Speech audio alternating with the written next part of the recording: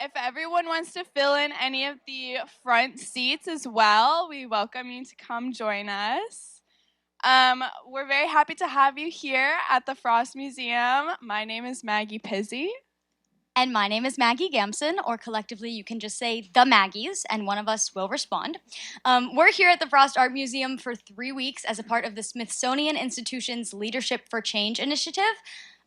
This is a collection of interns from all across the United States who are passionate about creating change within their communities. Interns are placed at Smithsonian affiliate museums, like the one you're all sitting in today, and we're here to learn about the behind the scenes and the work and planning that go into the museum industry. Yes, and together with the Frost Museum mobile app, which is free to download on the App Store or by scanning the QR code behind us, we are going to be working on adding audio tours to guide guests through different exhibitions throughout the museum. And if you are able to, please fill out the survey found on your chair. Your feedback is important to us, as always. There are tours of today's openings. Make sure that you check out the front desk or listen to the overhead speakers for announcements about the times of these tours. And without further ado, we are so pleased to introduce you all to Yadi Ravelo, the Assistant Curator of the Frost Art Museum.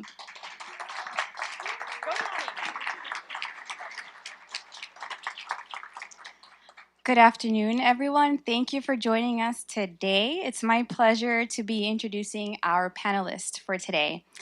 First, we have our moderator, Tomas Vu, who is also the lead curator of the Draw exhibition series. Artist, professor, and curator Tomas Vu was born in Saigon, Vietnam, and received a BFA from the University of Texas in El Paso, and went on to earn an MFA from Yale University. He has been a professor at Columbia University School of the Arts since 1996. That year, Vu also helped found the Leroy Neiman Center for Print Studies, and since its inception, he has served as its artistic director. He was appointed the Leroy Neiman Professor of Visual Arts in 2000. He has curated dozens of exhibitions, including the 2021 A Journey Through Printmaking at CAFA Art Museum in Beijing, as well as, of course, the Draw Project exhibition series. Next, we have Cornelius Tulloch. Cornelius Tulloch is a Miami-based interdisciplinary artist and architect. From being a 2016 Presidential Scholar in the Arts to having his work added to the permanent collection of the Studio Museum in Harlem, his success has come from the unique perspective inspired by his cultural background. As a two-time Ulay Ellis Award recipient and Young Arts Jorge M. Perez Award recipient, his projects have been grounded within Miami's community. Gaining inspiration from his Jamaican and African American heritage and Miami upbringing, his work expresses how bodies exist between cultures and borders. Tulloch's work has been shown in institutions like the Kennedy Center in Washington, D.C., NYU Center for Black Visual Culture in New York, and the Maxi in Rome.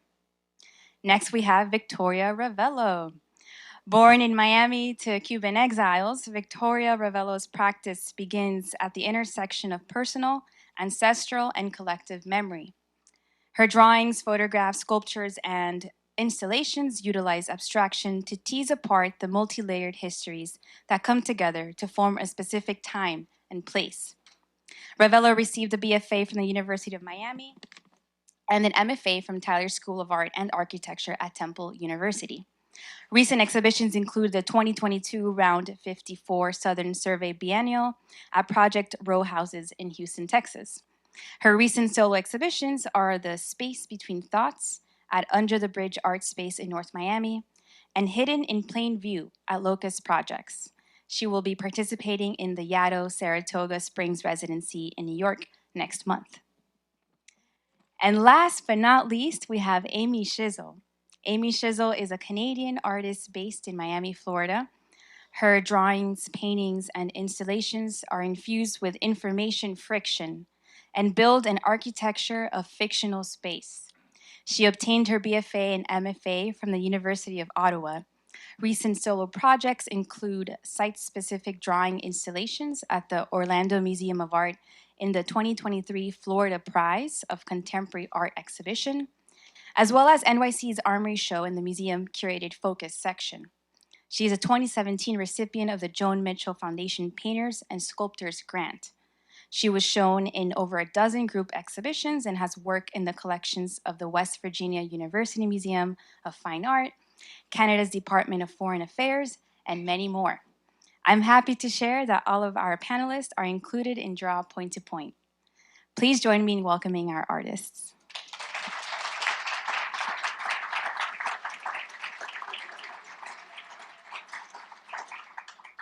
Okay, I guess it's my turn. Thank you for coming, and Amy, Yadi, Brian. I want to thank you guys for giving us an opportunity to have this project here at the university and the museum. Well, with that being said, I wanted to frame the conception of draw quickly so we can get to the hard questions over here.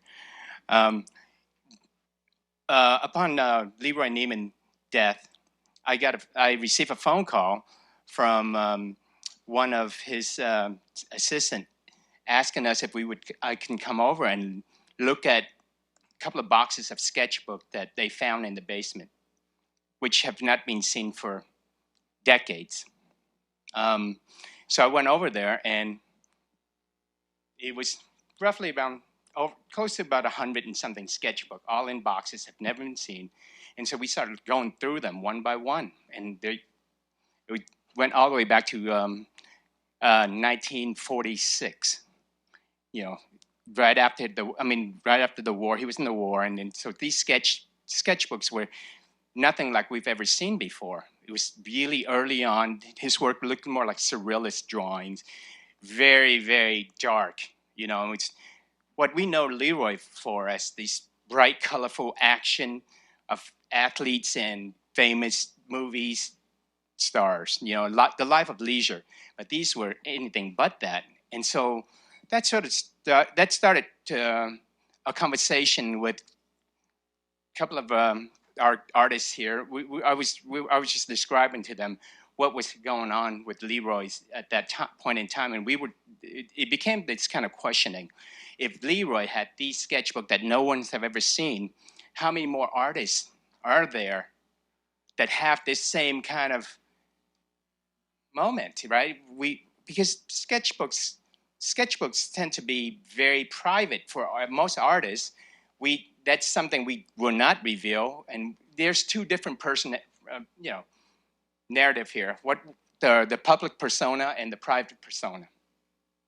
And so that got us, that was the big question. How do we, and what is drawing over the, from private to public drawing?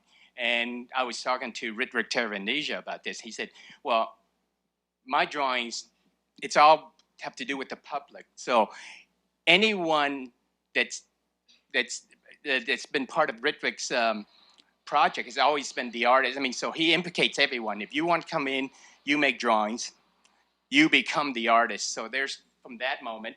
And then there's Leroy, which is absolutely private, personal, that no one sees until after his passing. So that's how draw. And then what does the landscape of drawing look like? We're framing this project for a decade. The idea that we're going to do it for a decade. And so, and it's not only local, but it's it's international and local. So there's the idea that we want to see what the real question is: what does it look like? What is the landscape of drawing looks like for a decade, and it globally? It's political, it's not political, it's everything, and we're very surprised. Our curatorial team, we're very surprised to find how different the work has been from Serbia, China, and we're moving into South America. I mean, we are covering, hopefully by the end of the 10th year, well, COVID sort of screwed things up a little bit. We need 3 years back because things got canceled for 3 years. So it's gonna be 13 years, and but it's 10 years. You guys get what I'm saying. and then hopefully the final destination it goes to New York as a final moment there, and then that will end the chapter there. Okay, I think I've said enough about the show, the framing of the show. But so Cornelius, you're gonna be first, and it's a takeoff from the whole Leroy narrative, right? You have sketch books here, and his is very private. The thing that I was talking about. And could you talk about why you would want to expose your sketchbook into the public like this? Yeah, I think even for me, my sketchbook process in itself is very private. But I think the sketchbook is the only place that I truly feel, I don't know, free in terms of exploring concepts. And I think as a visual artist, some of us were thinking like, what are we going to show the public? I mean, there's a lot of work that the world does not see at all for good reasons sometimes.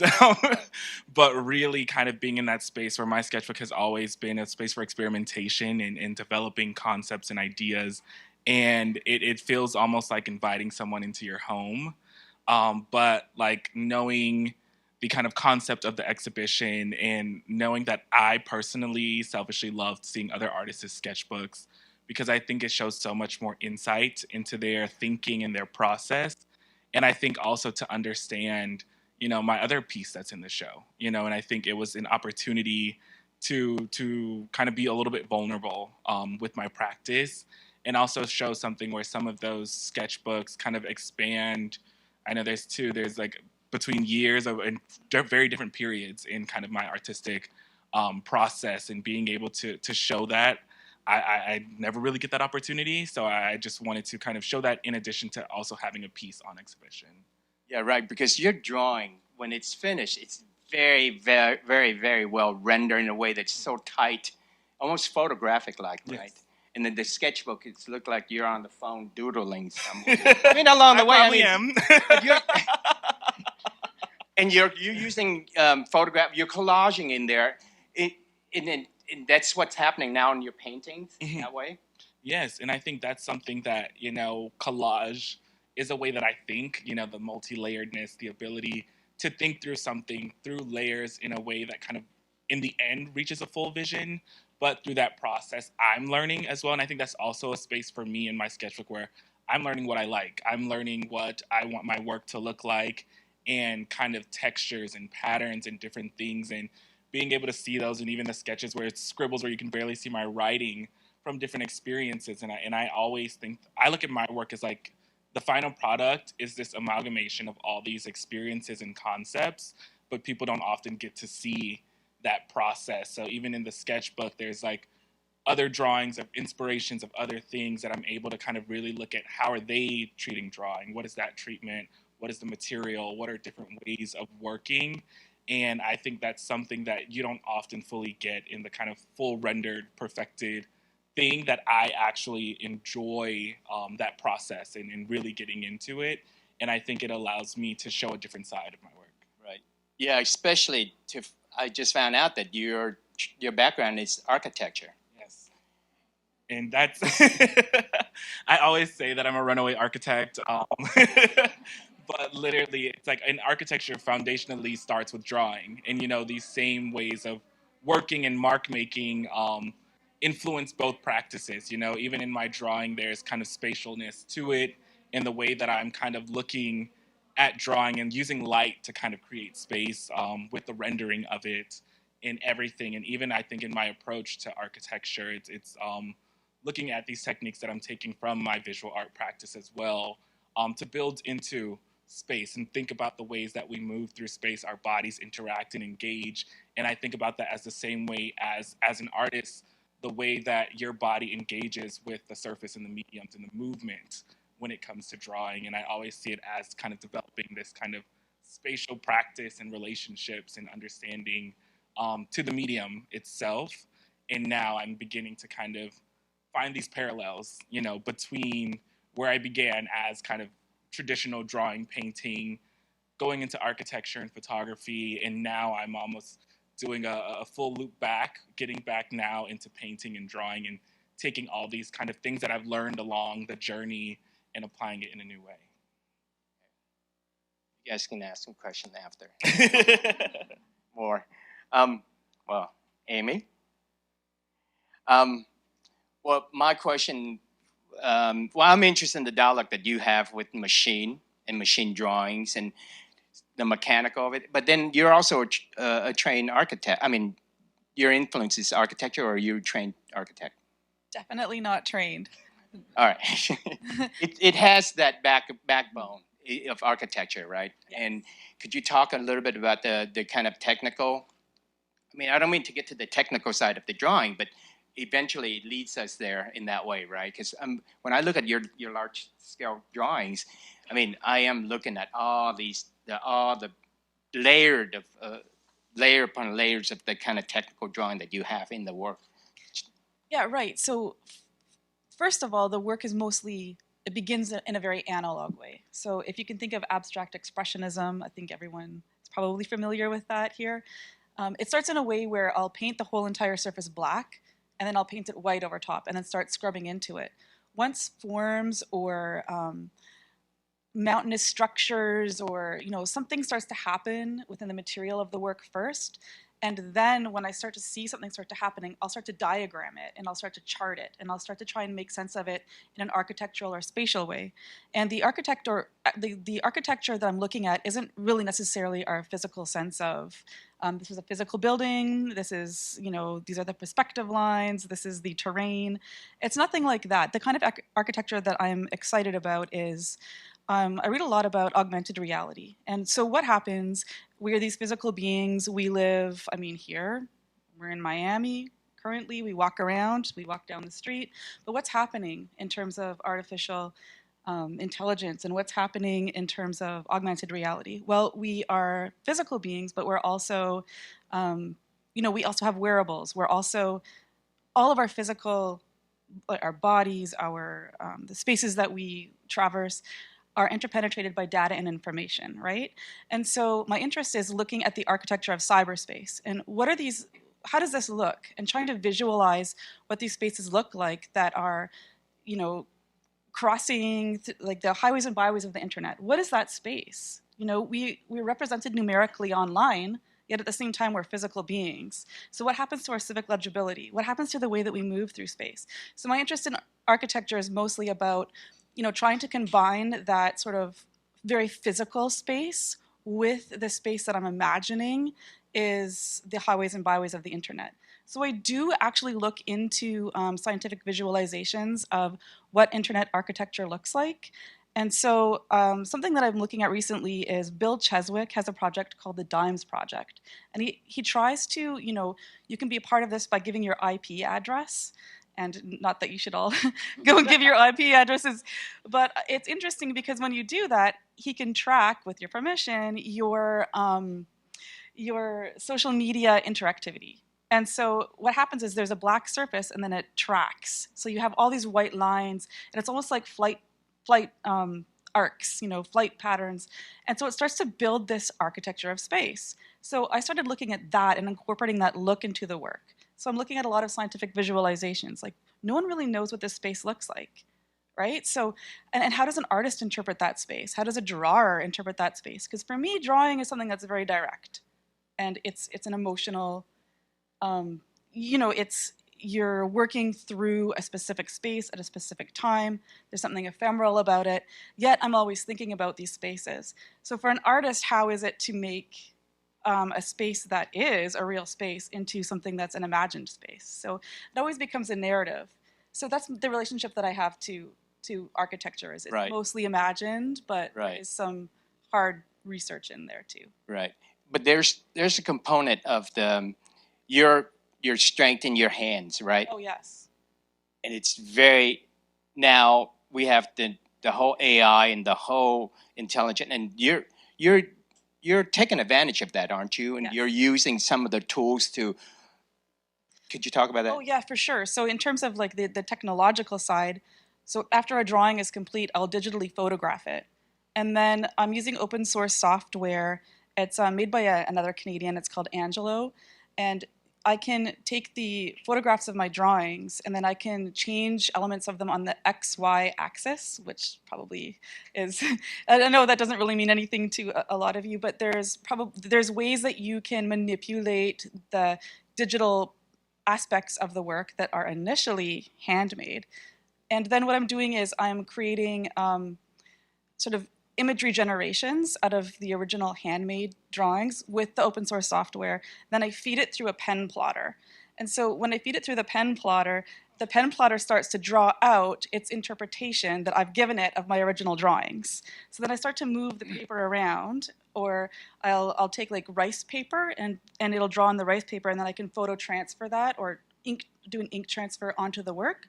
So the machine is working at the same time as I am working, and I'm interrupting it as it's working, but it's interpreting my work.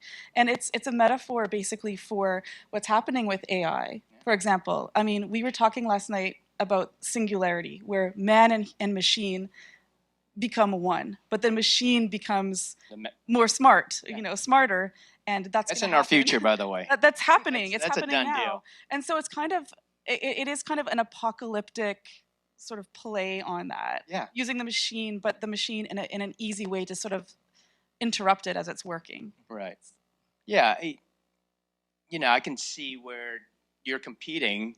How do you keep the humanity or you in and not let the machine takes over? I mean, that's always going to be the battle with you, your Right. work, I think, Mhm. right? And that's why I use the pen plotter, because I put an actual pen and the pen runs out of ink as it's plotting. So it dies. So it dies, yeah. So you can be So secure it's that kind it's of not like- going to move without you. That's it. So the analog kind of eats up the digital in the end. So For now. For now. No, but I think that a lot of us are talking about what our future vision look like. I mean, how it's applied, how it's worked, and as artists. So, well, anyway, we'll move on from there. To our something. Okay, now yours. Your drawing. When I first saw it, it was the first time because Yadi kept you as a secret or something. I finally was able to see your work, and it really did. I mean, I was struck by the kind of the drawing that. I mean, it seems like you're using your hands, a lot of your body parts to get the drawings going, and then you find the moment in there to deal with the kind of issue that you deal with. But it reminded me of the David Hammond's body drawings. I mean, where he's grease up his body, then roll on the drawings on paper, and then sprinkle it with the kind of graphite or pigment that was. And so, but he deals with the kind of the narrative of the social injustice of the he made these drawings in the 1967 through 78 or something like that. So obviously your narrative, the ancestry, much more personal, but I do see the crossover into a bigger narrative, a larger narrative, like of what's happening now. Can you elaborate on that? There's a lot in that question. Oh. But I'll try. So the David Hammond's prints, I'm so glad you brought them up because they were something I was looking at, and he's referring to a series of body prints he did where he covered himself in mineral oil and then stamped himself on sheets of paper, and he was looking at I think poses and different contortions of the body in different moments of like police brutality, etc. Yeah. This was inspired also, mind you, I made the piece at the end of COVID, or the end of that first year with COVID, and there's the murder of George Floyd, there's, the disembodiment that happened in that instance, and the conversations and the protests that followed it, the large disagreements we had as a society, and noticing how some people's experiences were they're marginalized, but it's almost as if you were made to feel like a ghost. You're telling people this is something that happened to me, this is something that's happened to my friends, and then another section of reality doesn't see that at all. So there's a certain disembodiment that comes from that, or that it's kind of violent in a way. So I made this actually, I started the piece the night of the election. Oh, wow. And you're right, I did use my feet. I covered my feet in graphite. And so I begun the drawing by stomping on the paper on the floor. This was like, we were kicked out of our studios during the pandemic, so that was all I had access to, really. And I started stomping on it and just letting out all this frustration that I had, over the injustices that we were facing as a society.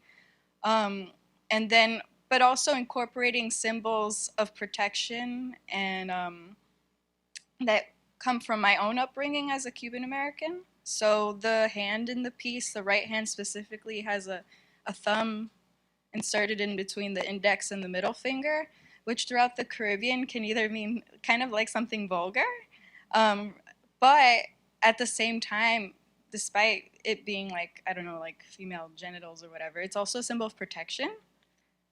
So there's that. And also the use of eyes to gaze back is a tool that it's actually a drawing kind of like motif that's been used since ancient times to kind of ward off evil spirits or like bad energy, and also thinking about it in art history, also like returning the gaze to the viewer, right? Especially as a female living in the body that I live in. And I also traced myself several times to kind of like embody those feelings as well. How do you trace yourself? You lie down? Do you have? Yeah, I did. I mean, that's like the beauty of having a studio in your house is like it's kind of clean. And so yeah, I laid down and I did it sitting up and then laying down, and so there's several attempts because it's really hard to do that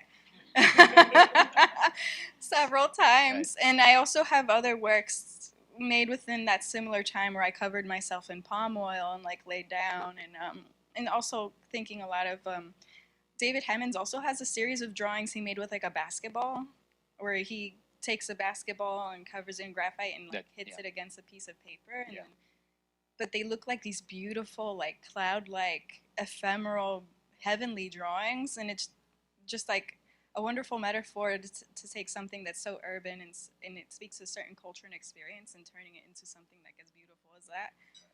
So.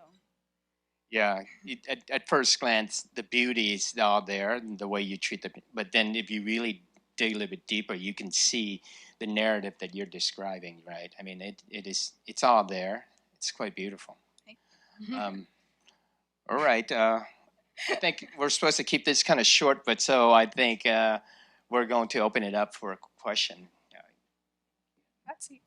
Does anyone have a question for our panelists?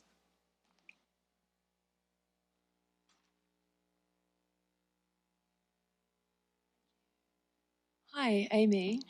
I was intrigued by your description of interrupting the pen plotter, and I was wondering if for you there was a metaphor attached to that notion of interruption that you could sort of expand on a bit more for us. Yeah, definitely. There is, as we think about, the pervasive internet and technology and how it keeps developing, for me, my work has always first and foremost been very direct and experiential based. Like it's always been a call and answer, kind of in the way that abstract expressionists would have started a painting or a drawing. So that has always been kind of the thing that is my sketchbook. Like I never really kept sketchbooks. I would put, the sketchbook is the thing, is the actual piece. And so having the machine come in and start to interpret that and those ways of and modes of working, and then interrupting it is kind of in a way subverting what's happening with technology, but in a very kind of romantic sense. Because obviously, in 5 years, this pen plotter and its technology will be obsolete, right? So it's kind of like I'm already making it obsolete in a way. Meanwhile, trying to explore how to use technology as a tool in the work. Does that kind of answer the question? Okay. Another question from the audience?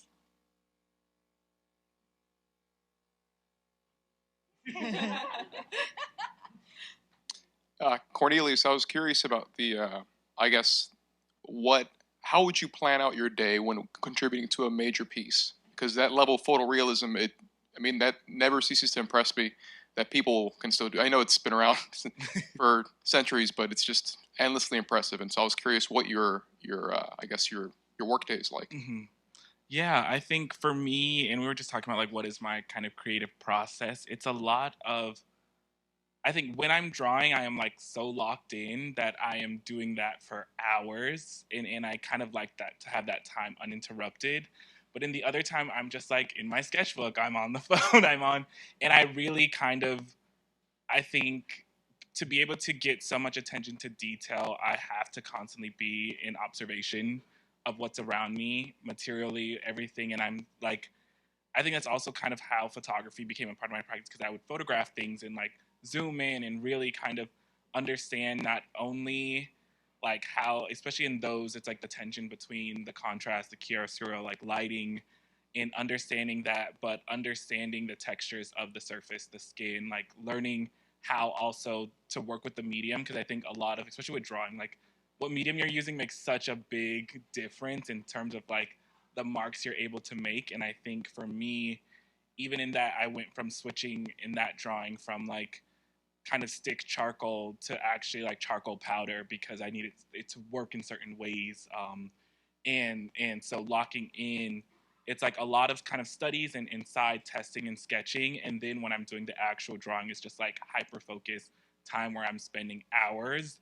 And I would say in every drawing, I always say that like within every drawing there's like 10 drawings, because I've erased it and I've drawn back into it and really kind of worked it to a point where I can bring out that level of control, I think, in the drawing itself.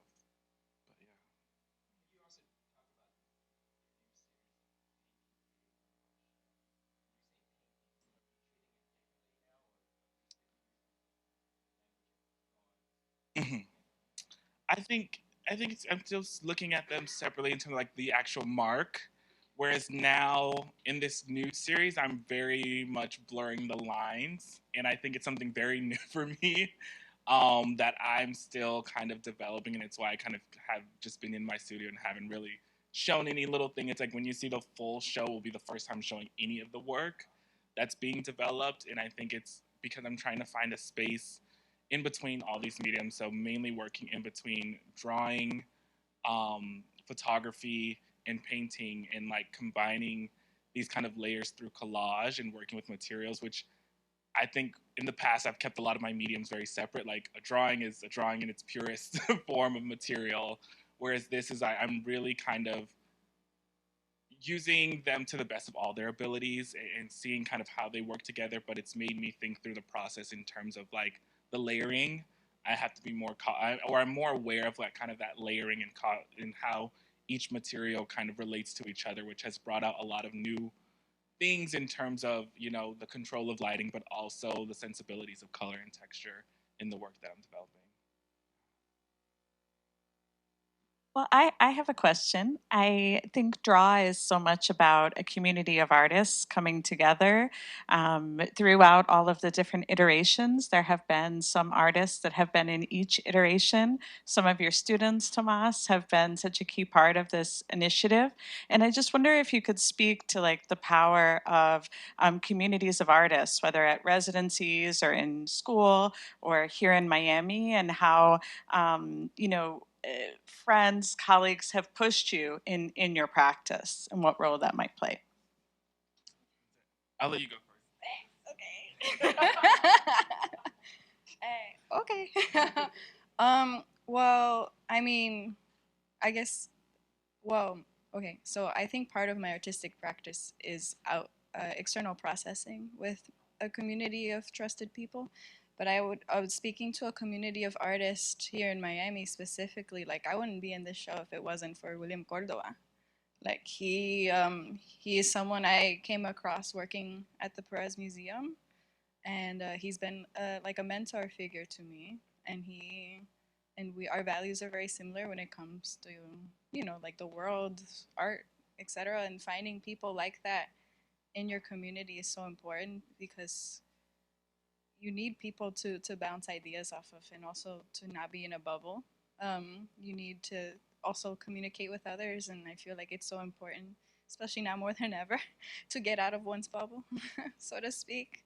And like I know Cornelius and Amy right through the community as well. A lot of artists who are in the show and also just came to support, which I really appreciate being in the audience. Yeah, sorry. Let me jump in with with, since you mentioned William.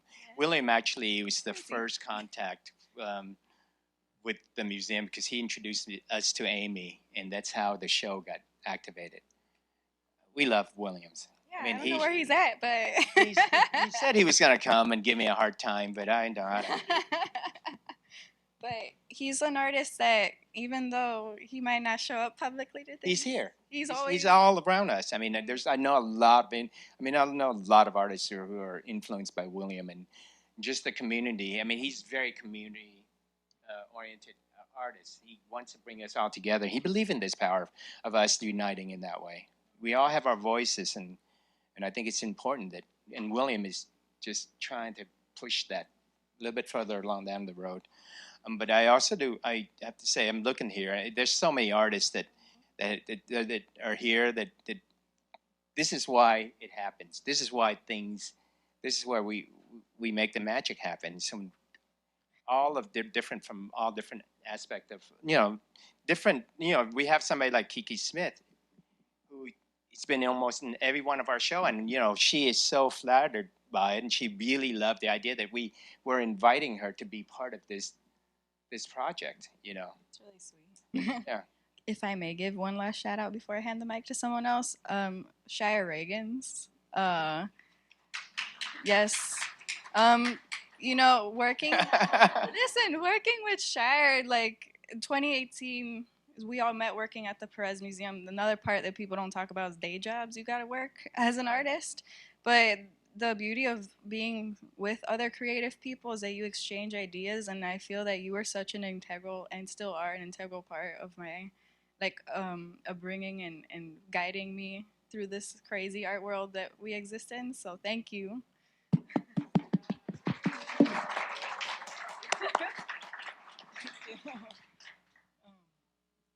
else want to type up their people? Yeah, sure. I find, like, in every place, I've lived in quite a few places recently. Miami, I've been here. I'm starting my 4th year here. But there's always, I find, a community of drawers everywhere that I have been, and we find each other and we gravitate towards each other. Because we're starting to, since, I guess you could say, process art in the 60s and 70s, drawing has become a medium in and of itself rather than something that's preemptive to a painting or, so there is that real community I find everywhere that I've gone where drawers find each other and latch on. And my shout out would be to Jennifer Prince over there, who she got out into the community. We both moved here at the same time, coming both from the Virginias, and she jumped into the community right away, and I kind of latched on, followed her around a little bit, and that's how I met the community of drawers. And a great place to meet other community, obviously things like the bakehouse or laundromat, or having those studio spaces where drawers immediately gravitate towards one another. So yeah, I feel like everywhere that we are, there's so many painters. Painters are everywhere, but the drawers know each other. Well, what's interesting is, interestingly now, everybody's a drawer, right? No, I'm a painter. I invite people and say, "Oh no, we like this drawing." They bring in a sculpture. Oh, that's my drawing. But we're flexible enough to say, yeah, if that's your definition. Drawing is so flexible that it can be anything. Somebody like Rick, who it's a conceptual drawing for him. He's never made one of these drawings, but he said, "Well, no, I thought of it, so therefore it is, and you will be part of it." It's brilliant in a way. Anyway. And I think in general, like, community is such a large aspect of the molding, into artists. And I think especially for me, like, I went through Dash, was like an art school here, done all the youth art programs, orgs, things throughout my time, and still kind of engage and interact with them. And that's something that I think is special, especially now that we're seeing this, like, large I guess, push for art in Miami as well, which is large in part through the Art Week and different things. But I'm like, there have been a lot of efforts by Miami artists and people to actually uplift the community itself and build into it. And now we're seeing the results through these kind of multi-generations. And as we're talking about like artists being inspiration to another and mentoring, especially just when it comes to, I think, growing from, art as we do. I think we're all artists regardless of its profession or not. But really entering kind of the professional space, there's just a whole learning curve, I think, that also comes with that. And also being able to be in community and connection with other artists, I know for me, pushes me and inspires me to kind of try things differently. And even now, like the things that I'm experimenting with, I would never have done unless seeing other people kind of tackle it on and kind of give you that like, oh, I can use this medium in this way. And I think there's kind of this like unspoken knowledge sharing system that kind of just happens amongst artists and who you gravitate towards. And also this kind of communal consciousness, I think, of what happens to kind of show themes or trends or things that people are focusing on, and also just like materiality in the way that it kind of develops. And what I've just also loved about, I think, Miami versus other cities when it comes to the art sphere is really just kind of the communal level of it. And also that I think in other art spaces, there's so much hierarchy, whereas Miami really kind of elder artists are there for the new generation, for emerging talent, willing to push and kind of move in a certain way as a collective and not in competition in that way. And I think it's really helpful for a lot of us emerging talents and people who are kind of learning and going as we go to really have that level of mentorship throughout it. Yeah, that's great. Yeah, I think. Well, no, I was gonna end this but I do want to thank Brian Navani here. He's the backbone. He's the third of our curatorial team. He's been running the show more than I have. Thank you. I have a quick question. I'm really happy to have heard more about your work, but I noticed, Tomas, that you haven't talked about your work that we have installed in the galleries. It's very tall and metallic. If you guys have been in the exhibition, you've probably seen it. Can you share a little bit about the process of making it?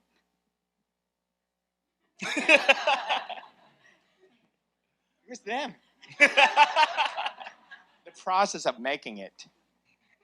Well, actually, the funny thing is I'm in the same space that Amy's in right now. I'm dealing with technology and the questioning of technology in that way. And so the astronaut series that I've been working on, it was when I was a young boy.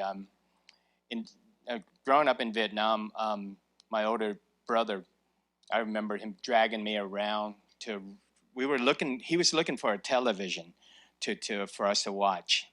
And that was a moment. And yeah, I was 8 at the time. So we were running around. I didn't understand what was going on, but we finally found a bar, an American GI bar. And and what's happening was like, we found a black and white television. Everybody's surrounding it. And I can still remember a GI put me on his shoulder to watch this whole thing. And it was the moon landing, right? I didn't know it was the moon landing. It was just dark. It was a dark thing. It was nothing. But then, and I just remember really there, people were crying. Everybody was very quiet, but it was very moving. It was one of those collective moments where we all knew somebody knew. I mean, we knew something was happening. I didn't. Not until 70-something in 73, then I said, oh, that was that. But it would still resonate, right? I didn't understand why we were all hovering around that thing. But then start thinking about the idea of the future of the promise of the future of man, right? And so a lot of this new body of work's dealing with that idea of the promise, of the failed promise. I mean, I think we're doomed to fail. I mean, with AI, and I'm not very optimistic about where we are going. But anyway, so that I can make this thing so much longer. I mean, I'd rather not. But That's where that kind of work is coming from. Okay. We're going. We're done. Thank you.